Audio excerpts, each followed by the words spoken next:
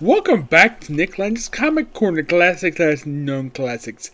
This is episode number 1389 and Doubleshot number 1283. Yep. This one's quite interesting because we have two trades here. It's technically put pretty much one story arc. Yeah, a 9-part story arc for the pages of Invincible Iron Man by Matt Fraction and Salvador Roca. Yep, we're covering volumes 5 and 6. Now, as you can see with the cover of this book, Iron Man's got a new suit. Yep, and this suit he would pretty much use, from what I remember from reading of the issues, he uses this armor throughout the entire run. From this point forward, he uses this very looking armor. Yeah. This armor is the same armor. He will use his armor for the next 2 years. Yes, before switching up with the black and gold armor that Karen Gillan had him start wearing. And this story arc takes up issues 25 to 33 of Invincible Iron Man Volume 1. Yep. Now, the reason why it stops at 33, because probably would have been the 34th issue of Invincible Iron Man. This particular volume, anyways. This book is just a relaunch of Iron Man Volume 4. That's simply what this book is. You can kind of think of this as the 5th volume for the series. Technically we had one published in 2012. It lasted for... It started back in 2008, and it didn't wrap up until 2012. But it lasted a pretty good period of time. Here's the interesting thing for you. Not only Matt Fraction wrote all these issues, Salvador Roca does all the artwork. Yeah, he does the entire artwork for the entire run. For this entire 4-issue run, Salvador Roca is pretty much the main artist of this particular run. Now, Stark Resilient, that's the name of this story arc, Stark Resilient. This is simply the start of a new company called under this name, started by Tony Stark, and he is saying he's out of the weapons business. Yep, he is completely out of it. And he started a new company, Stark Resilient. He basically took his repulse armor and making free energy. Basically putting in cars. Okay. Yeah, that's simply he wanted to do forward. And the military was not interested in doing that at all. All they wanted is their guns. Yep, that's what they wanted. They wanted their weapons so badly. They wanted missiles. They probably couldn't supply with actual physical guns. You want missiles, tanks, well, the usual stuff basically he's not providing them. And he is technically taking himself out of the weapons dealing business and making free energy. That's simply what he's trying to do. And there's military interest in investing with him. He's basically having Parapod still working for him as the CEO of Stark Reliant, and Rhodes as his Pentagon security liaison. But he needs investors. One of his investors just happens to be his old secretary from 1980s, Barbara Arbogast. Yes, she pretty much has become rich since she left Stark, since she stopped being his secretary. Yeah, simply, if you don't know who this woman is, she was pretty much, in a way, Tony Stark's replacement for Pepper Potts as his secretary. She acted as a secretary throughout the 70s and 80s of Iron Man. Basically, I think she's a creation of Bob Layton, David Lynch. Let me look around here. Let's see here. She shows up not in the opening issue, surprisingly. Also, Fraction has it where pretty much almost this entire run, and you might think this is quite silly, where, get this. Okay, he has it where she pretty much pops up for almost every issue of his whole run. Also, she makes reference to the fact that, oh yeah, she and Tony Stark had sex during the Dark Reign issues. As a matter of fact, she had sex with her before he had sex with Pepper Potts. Yep. Actually, she's a creation of... Well, I read about Dimension, but she's not a creation of Bob Layton, but she's from that era. Basically from the late 70s. Yeah, she's a creation of Dimension and John Byrne. I believe she made her debut just after Rhodey did. Actually, it was the very same issue. But the thing with Rhodey is... Yeah, Bob Layton is generally considered to be his creator. Yeah, he's credited as basically his creator. That's been recognized for years. But not for Barbara Arbogast. Probably because he had nothing to do with her at all. Yeah. And she became part of Stark Reliant. Along with Carson Witch. Yeah. He at one point was, and then, well, he basically became a partner of Tony Stark. We also had...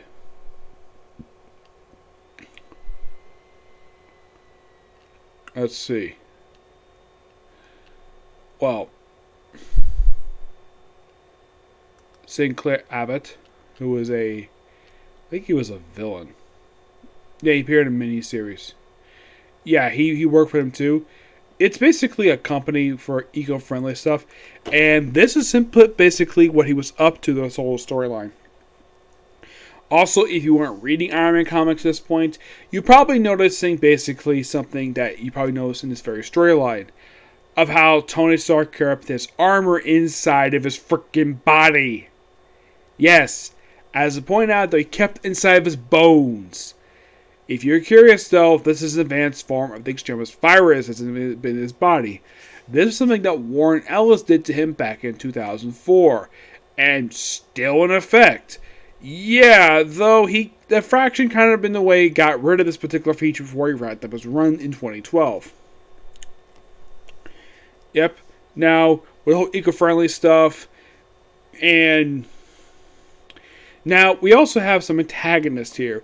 We had the first appearance of Gerald Babbage, who only appears in this storyline, and then he appears throughout the last 10 issues, last dozen or so issues of Matt Fraction's run during the last year of his run before he wrapped up his run.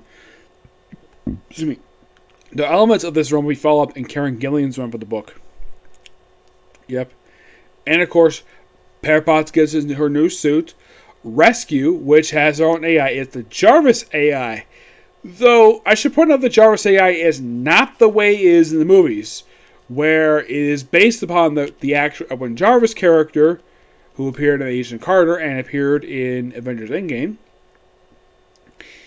This Jarvis technically is based upon him too, but this particular sentient AI became crazy, and he also fell in love. Yes, an AI fell in love with Pepper Potts. I should point out, though, Pepper Potts is hot. Anybody can see that. So, now, the villain General Abacus, basically, who is a General Babbage. Yeah, he's a enemy of Tony Stark of this whole storyline, just as one Stark here. And, of course, the finale for, basically, Matt Fraction's one. We also have the Hammers. Now, this is a family who has basically been a rival of Tony Stark since the 1970s. Yes. Started with Justin Hammer. You're probably thinking, Justin Hammer, you mean the guy who played by Sam Rockwell in Iron Man 2? Well, yes, but that was basically Sam Rockwell playing a version of a character who was closer to the age of Robert Downey Jr. In the comics, Justin Hammer was an old man. Yep, an old man. And he is a multi-generational thing. He had a daughter who, if you look at her in this run, she's like, damn, she looks great for her age. I'd say she's presumably in her, and I would probably dare to guess. We also have the debut of this guy here. This big hunking drone known as Detroit Steel. Yeah, this is part of a guy named Doug Johnson, who appears just in this story arc, and they popped up for itself and afterwards, where they pretty much did with this character. Now, if you look on the left this page, like that one right there, that's Justine Hammer. That's Justin Hammer's daughter. And from looking for her, she's presumably, I dare say in her late 40s, early 50s. While her beautiful daughter is roughly in her early 20s. Her daughter is Sasha Hammer, and it's not revealed till the end of the story who her father is. You want to know who the father is? The Mandarin! Yep, the Mandarin. That is who her father is. How we find out, basically, who her father is who when we introduce to her boyfriend. Yes, a guy who beat the crap out of Tony Stark in the opening story arc of this run Ezekiel Stane, the son of old Iron Man villain from the 70s, Obadiah Stane. And yes, the same guy who was in Iron Man 1. Yeah, that's how interesting this particular run is. It's all about legacy, because they talk about this in the movies, build upon legacy. Fraction is building upon the legacy of Iron Man by basically expanding the characters, having characters who are children of known Iron Man villains basically dating each other. Ezekiel Stane, the son of Obadiah Stane. Sasha Hammer, the daughter of the Mandarin. Which is so awesome. Here's something interesting, though, about the Mandarin and Justin Hammer. These two never married. Yes, there's no mention of these two ever getting married in the comics. Also, here's something interesting, though, about the Mandarin. Sasha Hammer is not the only child he has. He has a son, too. And no, it's not Shang-Chi, despite the fact in the movies the Mandarin is going to be Shang-Chi's father. I do know about that. But the thing with... he has a son, so Sasha's got a half brother, and as far as I can tell, like, I don't know if here's the strange thing about Mandarin's son. I get very thirsty to talk. Excuse me. The thing is, these two have never actually seen each other on screen. Nope, his name is Termagon. Yeah, he is a character who is a Mike Grell character who appeared in Iron Man Volume 3. And to my knowledge, he has never actually interacted with his sister. Yeah, that is something I think is quite strange. Yeah, you have it where you have Iron Man, who is, well, you have this character, and he has a sister, and they don't interact with each other. Yeah, they don't. Detroit Steel did pop up outside the comics, outside the story arc.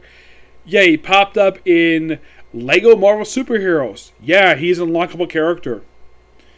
And he's a big hulking guy. Yep. Now, the neat thing about this story arc, it kind of plants seeds for Iron Man 2.0, which came not long after this. Yeah, Iron Man... Now, when that fact apparently came out in the book, we had two spin-offs. You had Iron Man Legacy, which is a really good title. That got canceled 11 issues, and you have Iron Man 2.0, which is a James Rhodes title, aka War Machine. Yep. And we basically built up, we basically, in this whole story, basically have the debut of the company Stark Reliance. We basically built, enemies. Basically, this story arc, it's the start of a new era for Iron Man. They were kind of put on hold because of crossovers. Now, the thing with General Babbage, when I see him, he kind of reminds me of one of the presidents. Yeah, it's the way Salvador Roca draws him.